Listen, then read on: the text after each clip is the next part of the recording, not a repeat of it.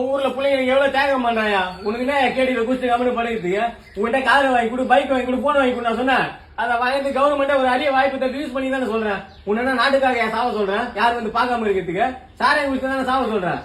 உனக்கு என்ன கேடு? டேய் என்னடா அப்பா போய் சாவுக்கும்லாம் சொல்ற? என்னடா 5 வருஷம் குடிச்சுக்கிறாரு, ஏதாவது ஒரு பெனிஃபிட் உண்டா? கவர்மெண்ட் பார்த்து ஒரு அரிய வாய்ப்பு தருது. சாராயம் குடிச்சு செத்தா 15 லட்சம் காசுன்னு செத்தா இருக்குது. சித்தி ஊர்ல இருந்து போன் வந்து பா சித்தப்பா செத்தா இருப்பா, பாடி எடுக்கல 15 லட்சம் ரூபாய் கிரீட் இருப்பானு. அங்கெல்லாம் கொதிக்குது எனக்கு. அங்கெல்லாம் கொதிக்குதா? டேய் என்னடா விஜய் இருக்கிற பிசில பாரு. இப்ப நம்ம அவரை பார்க்க முடியுமா? அவரே நேர்ல வந்து விசில் அடிக்கிறாரு ஹாஸ்பிட்டலுக்கு வீட்டுக்கும். சொந்தக்காரன் முன்னாடி நல்லா வாழ்ந்து காட்டணும் எப்படி வாழ்ந்து காட்டுது? இவரும் சம்பாதிக்க மாட்டாரா? சம்பாதிக்க ஐடியா சொன்னாலும் கேட்க மாட்டாரா? ஏய் நீ நல்லா காசு பண்ண சம்பாதிக்க என் புருஷன் சாவாடா கடிச்சது? அதை விடுமா, இவரு கொஞ்சம் கொஞ்சமா சரக்கு வச்சு சத்தாலும் சாம சாராயம் குடிச்சு சாக மாட்டாரா அவரு? இது குடிச்சா தப்பு, அது குடிச்சா தப்பு இல்லையா? ஏய் தேவலத்தெல்லாம் பேசாதடா, வாய் வச்சிருவேன். துப்பு இல்லையா உங்களுக்குலாம்?